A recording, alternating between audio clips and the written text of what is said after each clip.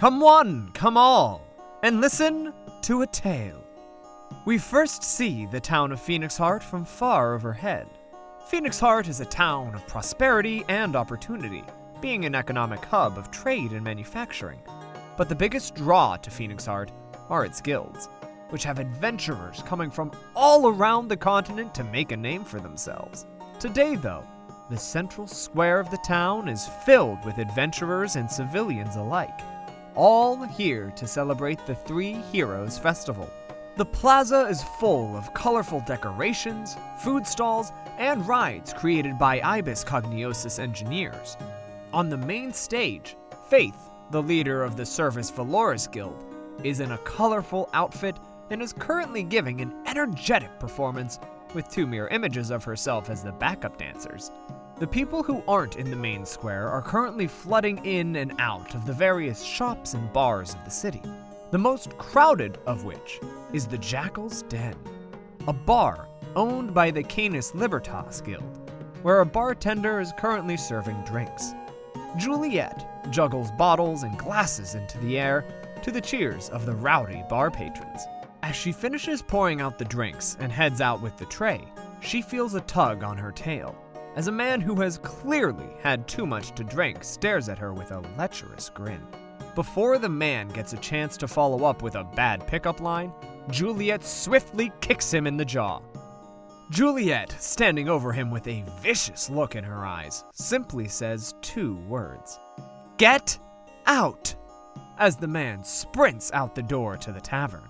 The rest of the tavern cheers as Juliet flexes for the crowd, eager to keep the party going.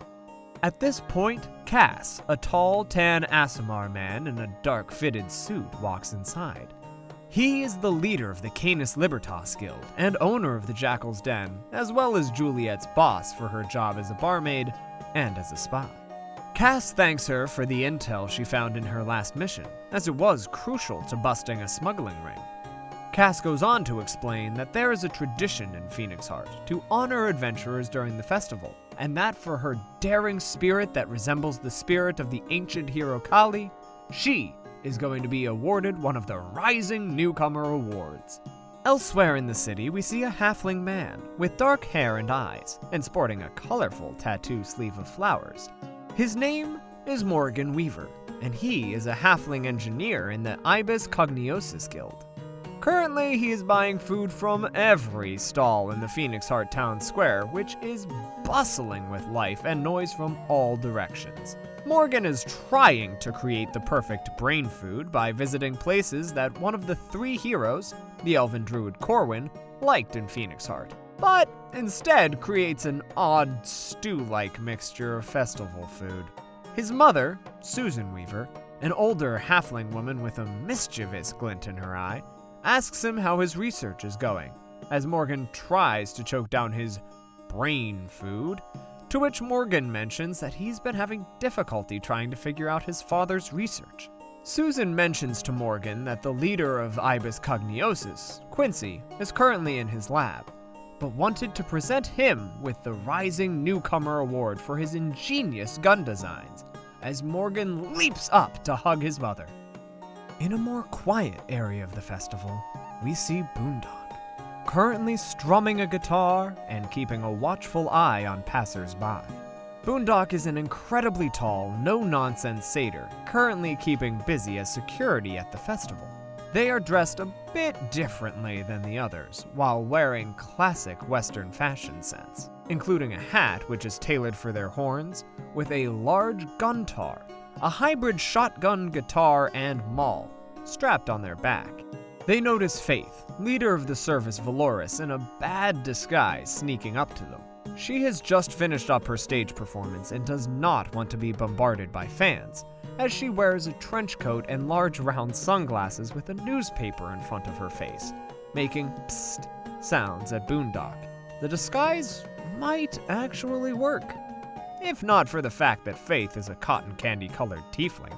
But after getting their attention, Faith congratulates Boondock on stopping the recent robbery on the bank, and mentions that someone is up for the Rising Newcomer Award. Boondock simply blinks and asks who, oblivious to her implication, as she states that it's them because of their selflessness when they took a bullet for one of the hostages. It's the same selflessness the Triton cleric Idun embodies. Children come up to Faith asking for her autograph, to which she eagerly obliges. Boondock stands stoically as one of the children, a Kenku chick with a cowboy hat, approaches them and asks for an autograph, to which Boondock, with a deadpan expression, writes their name, with the N backwards.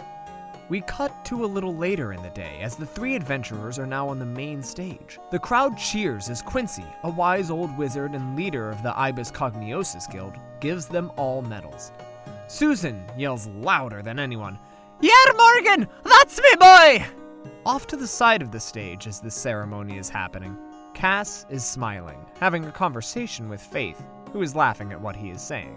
The mood is festive, and these ceremonies will mark the close to a very memorable day. The crowd starts to simmer down a little after Quincy gets onto his podium, though not before Susan lets out a few more whoops. Quincy then says, "It is my honor and pleasure to recognize these three heroes who have gone out of their way to make the town of Phoenixheart." Man, he really wrote a lot here. There's like 15 note cards worth of speech. How long was he planning on making you all sit here? Well, I'm not going to sit here and tell you all this because these guilds are bullshit, and I can prove it. They snap their fingers to reveal a projected image of what looks like Quincy, bound and covered in bruises. We've sieged this idiot slab and the rest of the merchant district, and there's nothing these good-for-nothing guild leaders or these so-called adventurers can do to stop us. I'm officially throwing down the gauntlet. Good luck. The Quincy on stage then begins to crumble away, turning into smoke and ash as the crowd begins to grow restless. In a flash, the three rising newcomers rush out to Quincy's lab, not caring that this is likely a trap, considering they're the last resort Phoenixheart has. As the party is charging through the merchant district, there are zombified creatures throughout the plaza. In the distance, they hear a croak for help. A small green froggy with blonde hair and 2 braids and a pink sundress is currently trying to defend her small cart of wares from monstrosities called ghouls, trying to whip them away with her tongue. The party leaps into action to help her, Boondock breaking skulls with their guntar, Morgan blasting away ghouls with his pistol, and Juliet slicing them down with her katana. After they defeat the ghouls, the frog woman grabs strange, bloody organs from the ghouls in her tiny green frog hands, calling it treasure to the adventurer's horror. She introduces herself as Hopscotch, and insists on going with the party, hoping to find more treasure, and the group relents, taking her along. The building is in the distance as the group notices multiple armed creatures walking around through the glass walls of the complex. Boondock tears open the gates and Hopscotch decides she wants to get on top of the building. In a moment of quick thinking, Boondock throws Hopscotch a little too hard, and she crashes through a window, distracting the kidnappers as the rest of the group charges up to take them down. They interrogate the kidnappers, and the kidnappers reveal that the leader of the operation is further in the complex, in the main laboratory. Using the information from the kidnappers, they charge into a large laboratory, and the shapeshifter comes over an intercom as they notice a woman tied up, dangling over a pit of acid and slowly being lowered down. The voice says, I know. This isn't my most original work, but it's a classic for a reason, right? But I did put my own little twist on this idea. See if you can guess what it is." Juliet tries to approach the acid pit to free the woman, but as she nears it, a minotaur skeleton bursts out of the pit, nearly drenching the party in acid as 2 gazers follow suit, attacking the party. Morgan picks off the gazers, Boondock locks horns with the minotaur, Juliet goes to free the woman, and Hobbs does her best. Grappling with the monster, Boondock shoves the monster out the window, destroying it as Juliet manages to free the woman, who introduces herself as Maria, a reporter for the Phoenixheart Gazette. Maria bombards the party with questions about their adventuring careers as she recognizes the three and is confused why the tiny frog is here.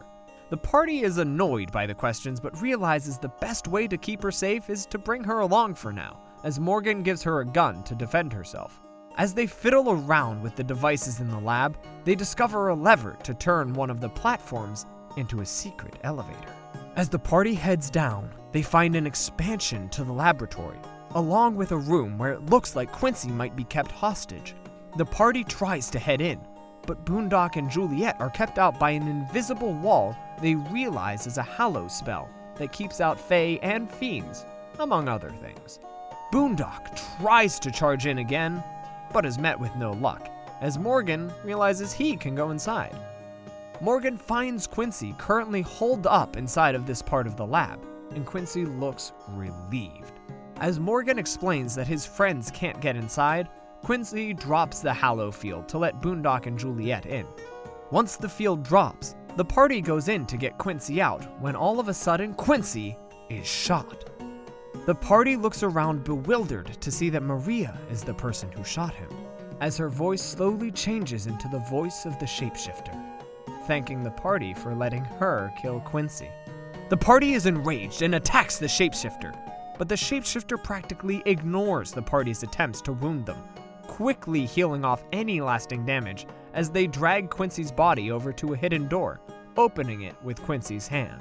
Boondock, in a fit of rage, tries to grapple the shapeshifter, but the shapeshifter wraps their hands around Boondock's neck as they begin to emanate an aura of flame, slowly creating a brand around Boondock's neck as their face shifts into Boondock's.